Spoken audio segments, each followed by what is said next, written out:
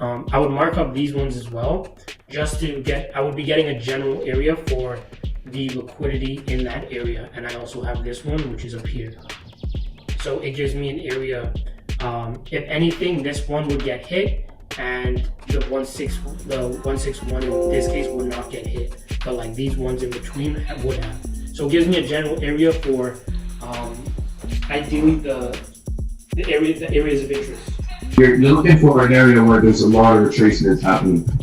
Like, let's say that there's a 161 here, the larger 161, so that would be a good area. That would be one right here. Yeah. So basically, I'm going for these areas, but what happens sometimes is more market structure will develop in between. And those forms the anti. Yes, but I'm still looking for these areas. It's partly why we have this as the weekly, and I say like this is a more likely area. This is also an area, I would say a better area, because we have the weekly again. So prices can come here to this area, consolidate, whatever. But more than this being the mid zone, because we ideally believe price will go from here to here, and then up to the next one, or back down to this one, but travel from support to resistance. So this one is closer. Alright. So let's talk about the bias right now. So overall, we're going to the upside. Overall, Overall, we're going, but right now during this move, because this is the Fibonacci move, this 127 area could be the area that we extend down to the most, right? If we go from, if this were to be our normal TP, right? The way that we trade it. So this is an area of conflict, obviously, because it's a weekly area. We just have to see how it battles against it. Will it dip back below here? Will new market structure be formed? But I would see this area be hit because this is a weekly resistance and we didn't hit it yet. Does that make sense? That makes sense. What is the... And then from there, so from there it does this. That would be an entry to then there. Basically. If you can measure that move, depending how wide that move is, that bullish move, you can measure that and see where the bid lines up. That would be confluent with this. So that would be a good buy. Like where if it forms like a... This is what I mean. We'll just keep this as an area of interest, but we know as the market structure develops, there can be situations just like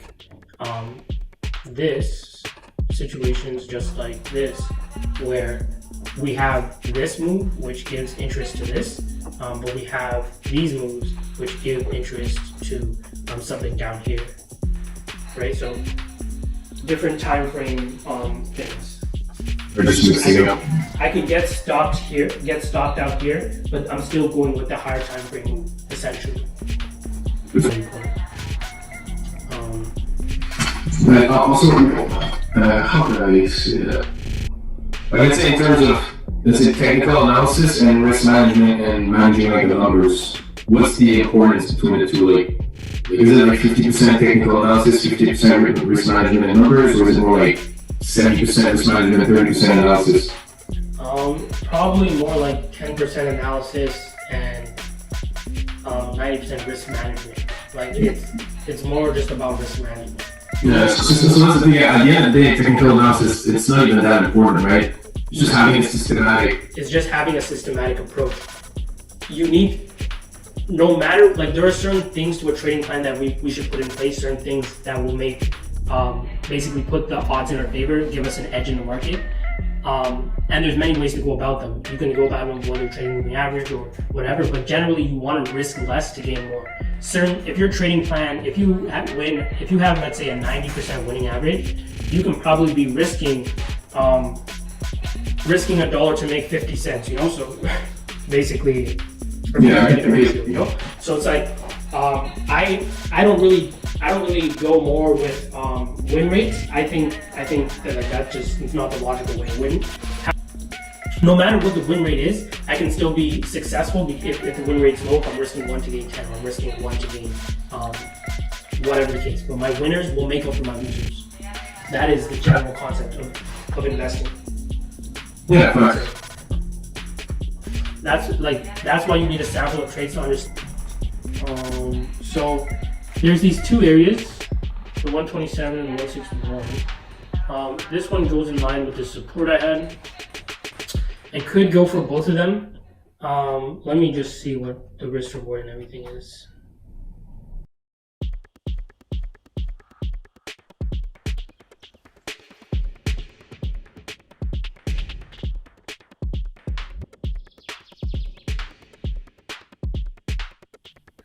Yeah, so one of these would be pretty much makeup.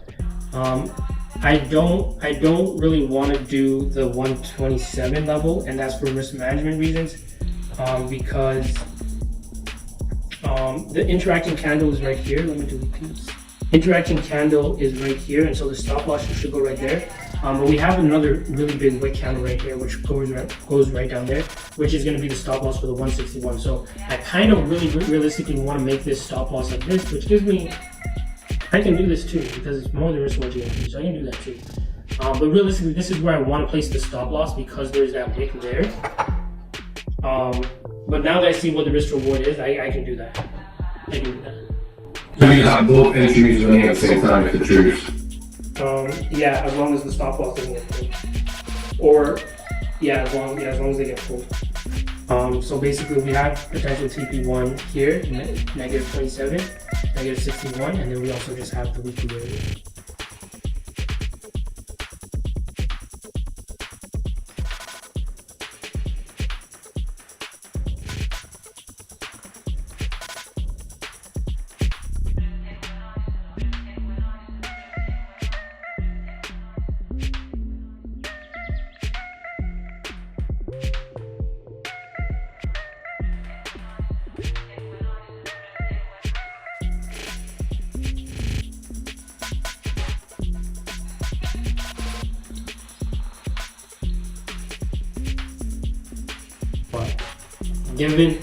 And then at the end of the week, I want another update.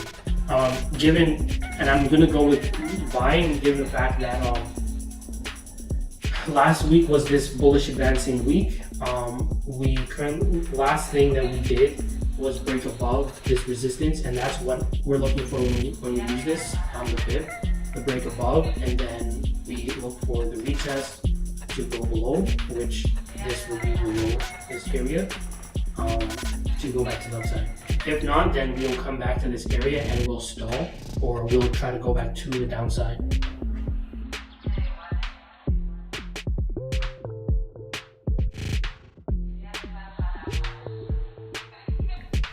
That triggers into that.